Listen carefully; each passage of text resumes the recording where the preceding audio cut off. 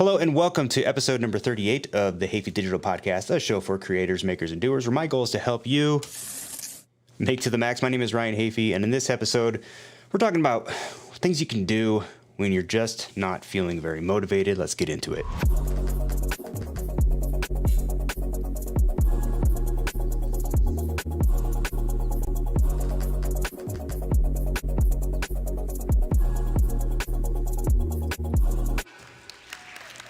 Got the right button this time. Welcome to the show, ladies and gentlemen. Thank you so much for being here. Wherever you happen to be watching or listening from, be sure to hit that subscribe button and also follow me on social media at Ryan Hafey on Instagram and Twitter.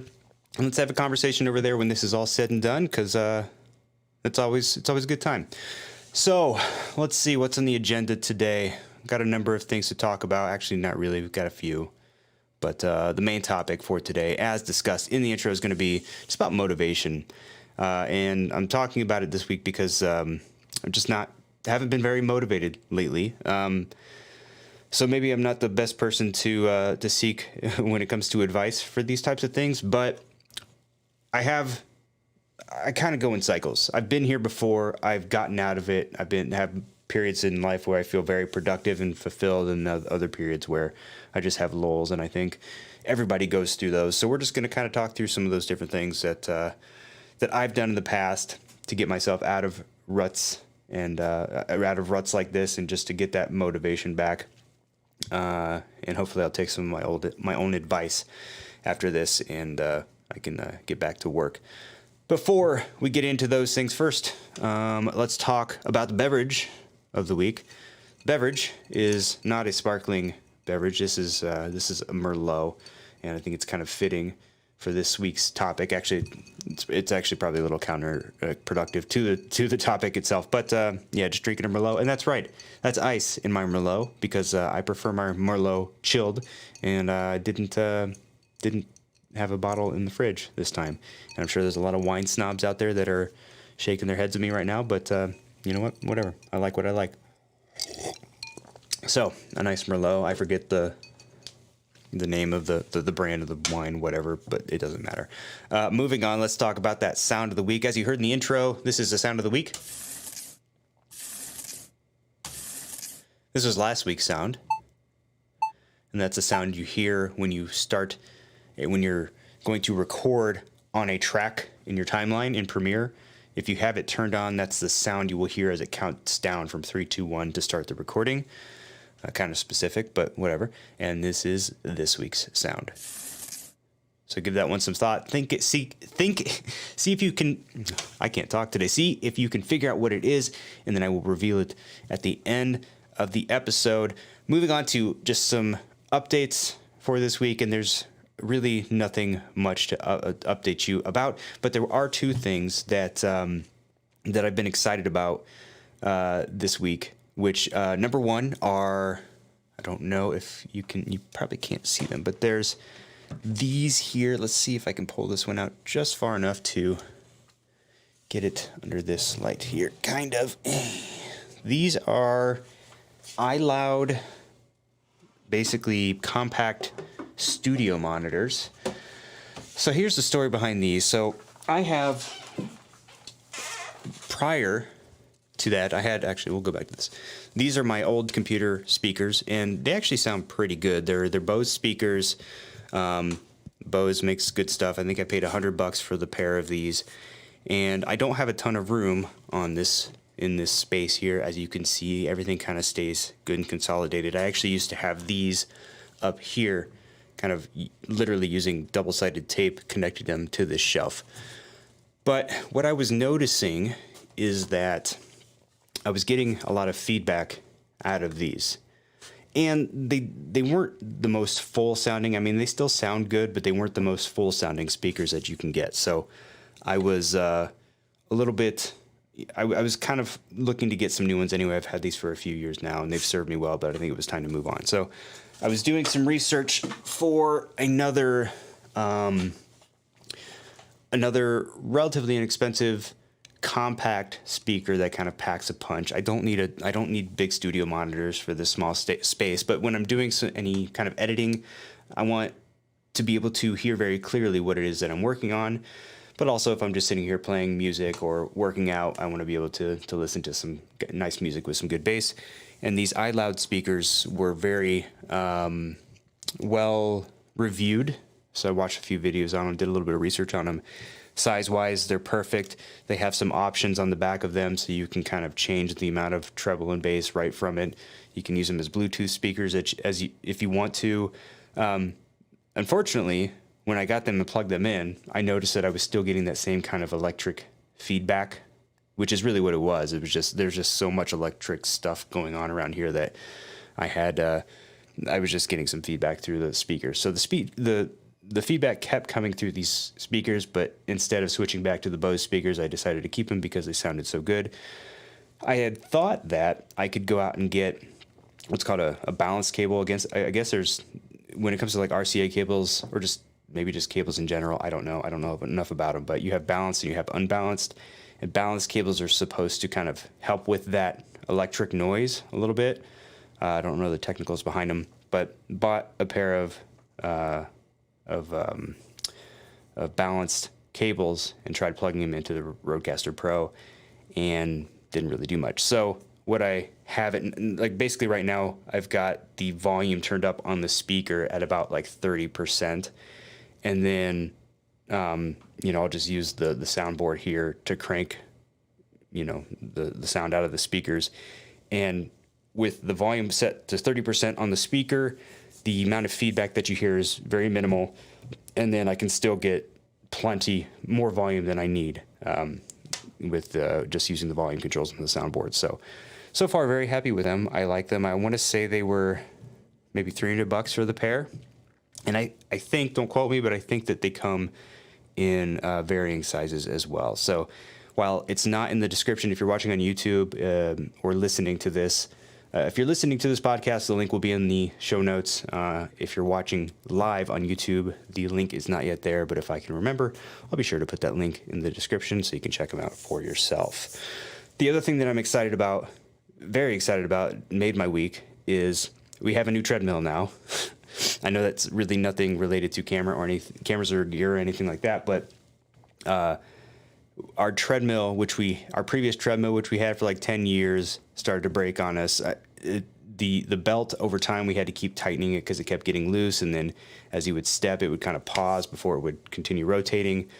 It was like an old Gold's Gym 450 treadmill that we bought at Walmart years ago, but now it was at the point where the belt was starting to tear, and technically we could have bought a new belt and tried to replace it ourselves, but we had the thing for 10 years, and while it held up to the beating we put on it, I don't think it would have lasted a whole lot longer, so we decided to upgrade. It's actually kind of hard to find a treadmill because this space, again, this room, it's 12 feet by 12 feet. It's not a big room. The treadmill is actually back in that corner there.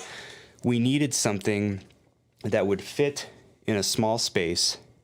It needed to be able to fold up because we have, if you can see these doors behind me, it's kind of like the French doors where they both open in. And in order to be able to have use of both of those doors, the treadmill would have to fold up. And actually finding a treadmill that fits all the criteria, meaning that it was not too long to where you could be using it and also still be able to open this door was one criteria. Being able to fold up so that you could open the other door was another criteria. Obviously a decent enough motor to where if I wanted to walk or run on it, I could. I guess that was kind of it, but finding those treadmills within those criteria within the budget that we wanted was not an easy task. In fact, at one point I was actually considering that Assault Fitness Air Runner. It's that motorless treadmill that's just got the track on it that you power by yourself. I was almost considering buying that, but that thing's like $3,700. So this thing was much less expensive than that. Saved myself a lot of money. It took me like 3 hours to set it up, but once I got it set up and I did a run on it, and it was great. So I have no issues. So those are the things that I'm excited about for this week. But let's move on. So hold on. So there's this app. Got a piece of ice. There's this app called Space Team. maybe you've heard of it. It's a game. Switch to my screen here for a second. So this is kind of, if you're looking for the icon in the App Store, if you want to check it out, that's what it looks like. And it's a really cool game. I like it a lot. And what it is, there we go.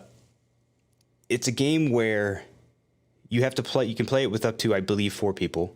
It probably said on the screen, but I missed it. You can play with up to 4 people.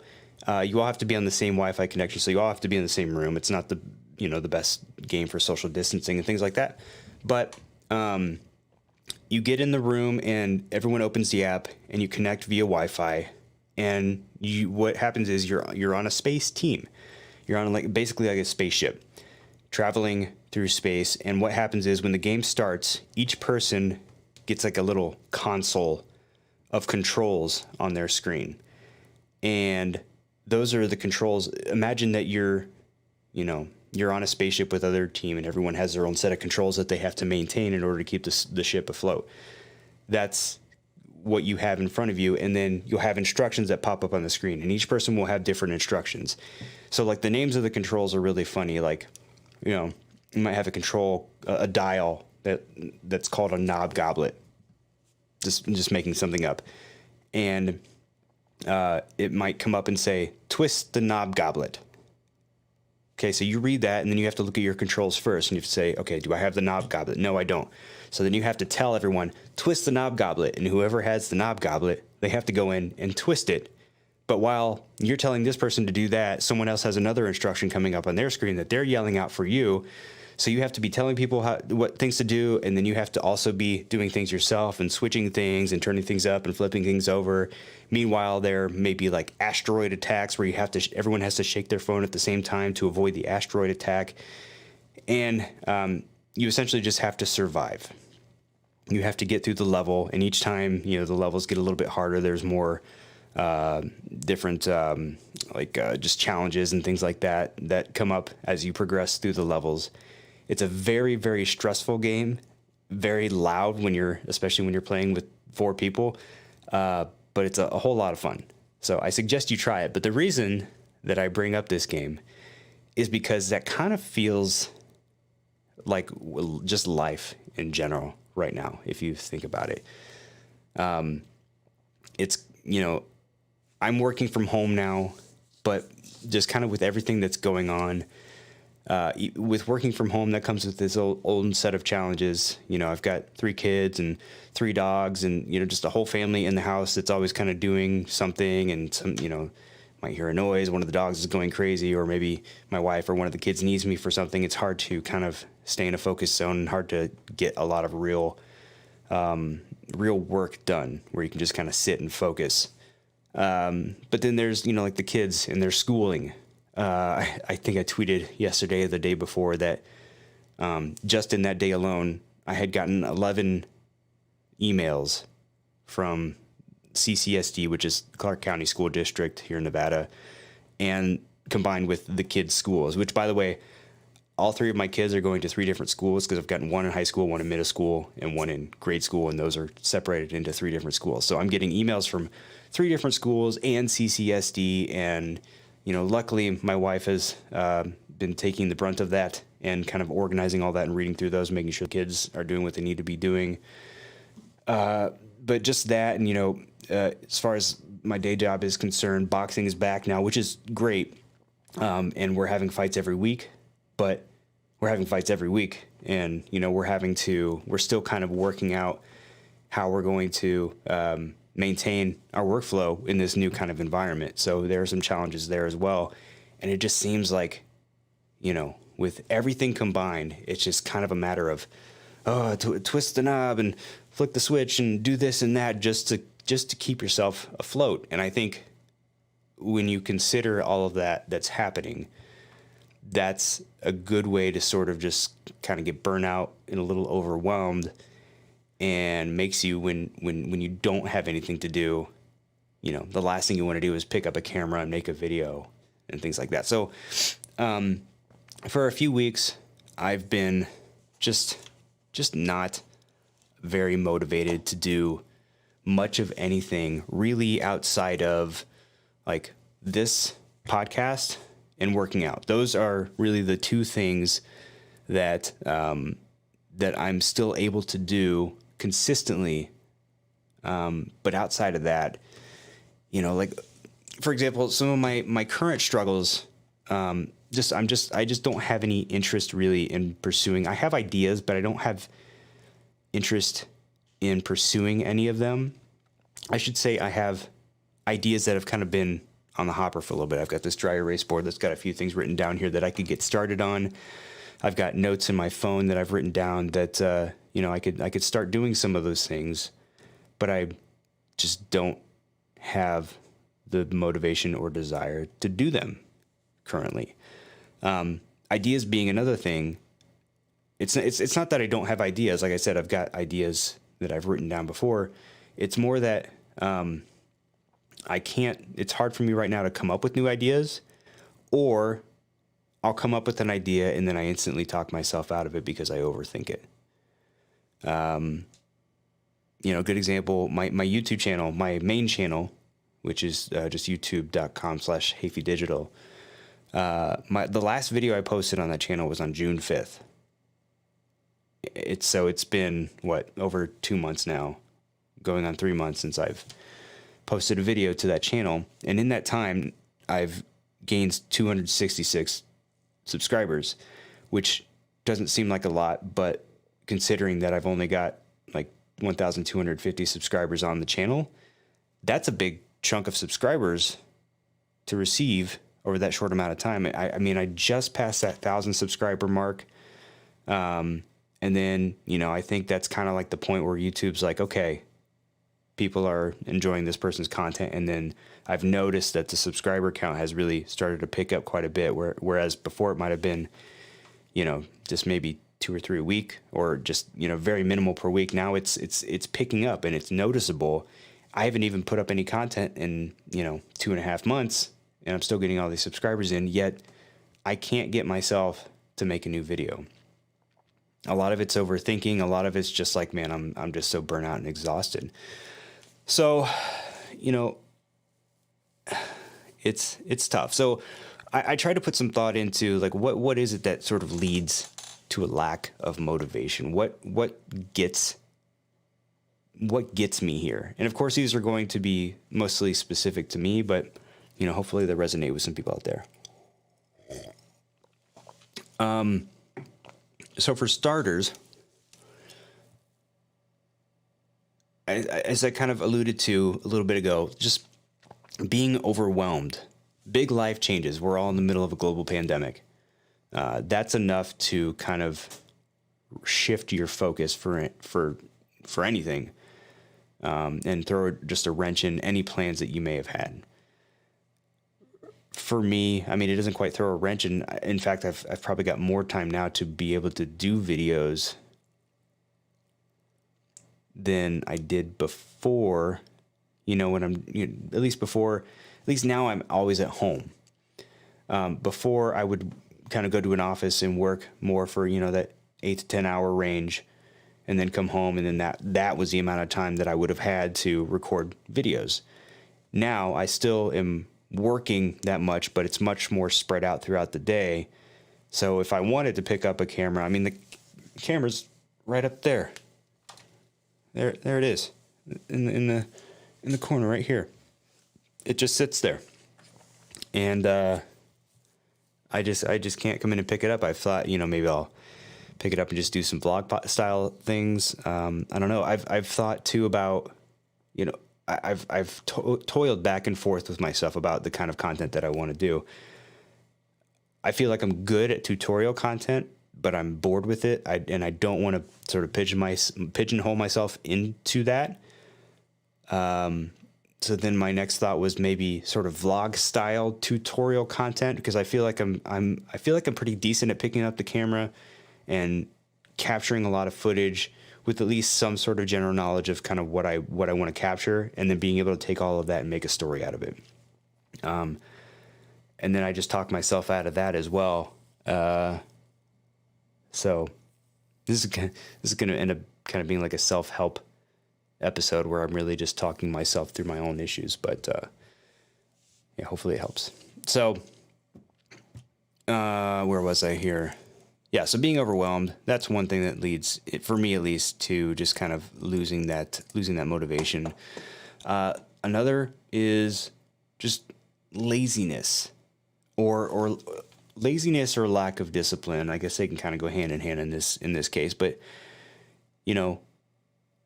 when you lose that discipline, when you stop doing things consistently, you sort of get out of the habit, you get out of that routine, and then that makes it harder to get back into that routine. So, you get lazy, you stop creating, and then as a result of that laziness and lack of creation, you don't have anything that's fulfilling you, right? Like I'm getting work done, but it's just kind of like work that has to get done, and then nothing beyond that. So I'm not doing this work that I'm like super proud of and that's fulfilling my creative needs. And therefore, and then it's just this sort of vicious repeating like cycle where it just goes right back to, I'm not fulfilled. So then I'm kind of down on myself. So then I'm lazy again. And then that just more non-creating and then more lack of fulfillment. And it sort of sends you into this pit of despair in a lot of ways. And it makes it very difficult to get out of. Another thing that leads to a lack of motivation, again, specifically for me, is any degree of success. And what I mean by that is I do this a lot when it comes to exercise, for example. Like I'll be working out really hard. I'll be watching what I eat, and then I'll start to see results. I'll start to see, oh, hey, it looks like I might be able to see some abs here soon. Or, hey, I see some definition in my shoulders, whatever it is that I'm going for. And I'll notice those things. And then that plants a little seed in my head that goes, hey, you're doing great. What do you need to be so hard on yourself for? Loosen up the reins a little bit, chill out a little bit, relax. You're doing fine. And, just kind of go with the flow. And I take that a little bit too far, and it's just kind of like, okay, well then, in that case, maybe I'll splurge a little bit, eat some extra snacks here and there, or, I loosen the reins a little bit. I go a little bit too easy, and I lose that level of discipline because I feel like I've already I feel like I've already crossed the finish line without having finished the race. So I just sort of slow down and don't do what I'm supposed to do to maintain. And then I loosen those reins, and then I start noticing that I'm going backwards, and then I just get, like, well, shit, I'm back where I started before, and then it kind of goes back into that vicious cycle I mentioned previously. So I don't know, man. It ain't easy, I'll tell you that much. So anyway, now that we know what causes a lack of motivation, again, at least for me, what can we do to fix it? What can we do to get out of the rut, to get back and to get moving? Well, something that's been relatively successful for me in previous times when I've been in this position is to just try something completely new. Now, that can be a little bit difficult right now, depending on your situation. Again, we're all supposed to be social distancing and avoiding large groups and things like that. So it takes away some of your options, depending on, again, what you're into. But like, it doesn't have to be going outside or being around a bunch of people. For example, I don't think it shows up here. No. This thing up on the wall behind me here, and I've mentioned it in the past, but it's just this little art piece that I called 168 because it's just 168 little army men that I sorted into 8 different groups to represent each of the 8 different types of, figures within the army men catalog, whatever you want to say, I don't know. And I arranged them. I split them up by color and by type, and then I arranged them on there so they're all kind of pointing in towards the center. And it's, you can interpret it however you want. That's really not the point. The point is that I think about this a lot because I remember coming up with this idea and then just going out and doing it, bought the art supplies. I'm not an artist. I rarely work with any type of canvas or paints or anything like that. I just thought it'd be something fun to do. So I got out a glue gun and I got some acrylic paint and I got a canvas and a bunch of army men and just made it. And I remember after I made it, I was like, well, this it's not going to be hanging on the walls of any notable museums or anything, but it's pretty cool to me. Like, it symbolizes this type of time and how I sort of pull myself out of it. So that would be one recommendation. Just try something totally different and see how you feel after it. It may not get you out of the rut that you as you had hoped, but you don't, unless you experience and try new things, you never know where you can go. You never know what you're capable of. So just try that. Another thing is, collaborating with people. And again, this can be difficult. But I think in the creative space, like one of the best things you can do for yourself is just being around other like-minded people. One of my favorite things that I have done that I haven't done in a while is just going out and, doing some astrophotography. And just going out late at night, nobody around, just maybe me and a friend, and you're just shooting the stars. And you literally have to, if you've ever shot astrophotography, you've got to set your camera up. And a lot of times you're sitting there with anywhere from 15 to 30 second shutter speeds. 15 to 30 seconds, not 1/15th or 1/30th. You're working with long shutter speeds because you got to capture a lot of light because it's super dark out. So it requires this level of focus that's almost meditative. You got to get your settings just right. And then once you hit that shutter button, you just wait. That's all you can do. And typically when you're shooting stars, especially in Vegas, you got to go to places where there's not a lot of light. So you'll drive maybe 45 minutes away. And so, and typically those places are in places where there's not a ton of cell service. So once you press that shutter button, you have nothing to do but sit and wait and think. And then you wait your 20, 30 seconds, and then it snaps the photo. And then you look at it, and then you analyze it, and then you make a decision, and you make some tweaks.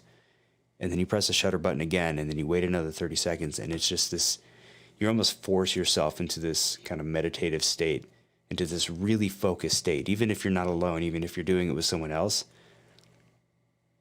I miss it a lot, and I need to get back to it because I just feel like it's good for your mental health. So grab a camera and go shoot some astrophotography. But just and being out there and coming up with creative ideas to shoot. Like for example, when I went out with a buddy of mine, we brought headlamps that had the red light on it, and we went out by the Colorado River where there were these mountains and rocks and things, and we were using the headlamps to kind of illuminate the rocks and some of the shots, and wearing the headlamps on ourselves and being in the frame and just kind of coming up with these creative ideas that you may not have come up with if you had just gone out there by yourself, or may not have the means to because, someone needed to operate the camera or whatever it is. But there's a lot of creative juices that can get flowing when you get around people who enjoy the same things that you do. And next, I would say just set a routine. Now, this one, this will vary from person to person. I mentioned a few episodes ago that I was trying this new kind of setup to sort of make sure that I do certain things throughout the day. So, for example, really the only two things that were on there outside of take your vitamins, which I just kind of put on there just to make sure that I take them. But one was meditate, and the other was do either at least 30 minutes of creative work a day or journal. So those were kind of the two options there. And the way, for me, I'm kind of a zero inbox, zero notifications kind of guy. So if notifications pop up on my phone, it drives me nuts if they're still there at the end of the day. So the thought was I will set up reminders that will pop up every morning, and they will stay there until I complete them at the end of the day. And for a little while, it was working. And then after a while, it's just I don't know. I just fell out. It's I don't have to meditate. Why am I forcing myself to do this? So I haven't done it for a number of days now. And that's probably the one thing that I should be doing the most.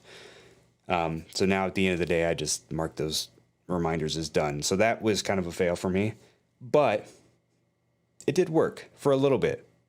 And it could potentially work for you, I guess. But I don't know. I mean, just having a routine in general, I guess that's one of the reasons that I'm able to stay so consistent with, say, my fitness, which is, I just know that I'm going to get up in the morning. I'm going to feed the dogs. I'm going to have some coffee and some breakfast. I'm going to get a little bit of work done, let the food settle, and then I'm going to exercise. And that's like my morning routine. And I've done that so consistently for so long now that it's really not a question anymore. It's just kind of something that I do that's part of my day. And I know that if I could somehow find a way to routinize picking up the camera or doing some kind of editing, that I could sort of be in the same place with that as I am with, exercising, but I just haven't quite found the way to do that. And I haven't, I just haven't been able to be like, just shut up and do it, Ryan. Just pick up the camera right now. But again, for me, it's really, I'm very cyclical in that sense. I don't know if that's kind of the same across the board for a lot of people, but I just know for me, that's pretty, forgot what I was saying. Sorry, just checking the Facebook comments, because on Restream, the Restream chat isn't pulling in Facebook stuff. So my cousin Caressa says, all wine is better cold. Oh, hold on. That's right. All wine is better cold. So, yeah. Anyway, so routines are good. I think routines are great just in general. I mean, not for everything. You don't want to routinize. I don't know if that's even a word, but you don't want to routinize your entire life, because then you have no fun. You have no room for interesting experiences and things like that which I think are equally as important. But if there are certain things that you want to make sure that you're doing, if you want to hone your skills, if you want to maintain fitness, you have to find the time to do them and do them regularly. Otherwise, you just lose those skills. And I feel like I'm getting to that point with, cameras and editing. So yeah. Last, set a goal and then just take the first step. Just get the ball rolling and use that momentum to get through it. So, for me, I think back to when I did on my main YouTube channel, I did 31 days of tutorials, it was a daily tutorial for 31 days, and they were just meant to be like quick bits and bytes. And by the way, like 2 or 3 of my most viewed videos came from that series. The most viewed video on my channel was from that series, and it's like a 3-minute tutorial about how to quickly duplicate clips in a Premiere Pro timeline. And I guess the algorithm picked it up as the best video for that subject, and to this day there's I think over 20,000 views on it, and people seem to love it. But anyway. So obviously with something like that, if you're doing a daily vlog, yeah, you could in theory film during the day and then edit something quick together at night and push it out. And I did that for 1 month, and that was fine. But with tutorials, at least for me, that required some planning. I needed to go through and needed to figure out what are the topics going to be. So I had to go through, okay, on this day I'm going to do this, on this day I'm going to do this. And I wanted to make it kind of interesting too, and put little Easter eggs and things like that in it. So I did that. I even, was on the road for a couple of them and was able to record on the road. But the point is like, okay, I was like, I'm just going to do this. And I sat down and I started mapping it out. And then after I mapped it out, then you start creating kind of visual elements for it. I had a little intro animation that I would update for each video, and you start putting the things together, and you start just sort of layering things on top of each other, and eventually you have this structure for this plan that you have. And really, before you know it, you're just kind of doing it. So, yeah, I mean, I guess the recommendation here is just come up with something. Really could be anything. It could just be an idea or something you've been floating around. Just tell yourself, okay, I'm going to sit down. I'm going to work on this for 10 minutes. Just for 10 minutes. Sit down on your phone, take some notes, just jot down some ideas, a structure, a plan, a remedial plan for this idea you have for 10 minutes. And then at the end of that 10 minutes, give yourself something to do next. Don't cross the finish line in that 10 minutes. Leave some work to be done so that you can come back and work on it a little bit later. And you may find that just sort of the momentum of getting into it and getting started with it is enough to propel you to keep you going through and doing it. I think the only thing to look out for here and to be careful with is kind of the finish line effect. I don't know if that's a real thing, but that's kind of what I call it. Just like the closer you get to the finish line, with whether you're running a foot race or whether you're working on a project, like there's like this, just something that happens in the brain that's like, okay, we're almost there. I was talking to my wife about this when it comes to like diets. That's why I just have a way of eating now. It's technically a diet that I'm on, but I don't think of it like that. It's just like, these are the things I allow myself to eat on a daily basis. If you go on a diet, if you're like, oh, I'm going to do this 1 month shred or this diet for this long or whatever, it's like when you're done with the diet, you feel like you've crossed the finish line, and then your brain's just like, well, I'm done with that, moving on. And then, like if you've ever run on the treadmill, like that last minute, 30 seconds, you're doing like kind of a brisk run is the hardest and takes the longest, or at least it seems so. And then when you're done with it, you're like, ooh, that was done. And then the thought of having to start that back up and do it again is just like, even though you could physically, is just like insurmountable. So you kind of have to watch out for that. Like, I would say, I guess for this recommendation, if you're going to try that, I would say, think of something that's going to be more long-term and don't think so short-term. Like that 31 days of tutorials was great. And actually I could probably go look at my channel now. I if I had to guess, I would say that the first video that I posted after the last tutorial in that series, let's find out. We're going to do this in real time. Check it out. Okay.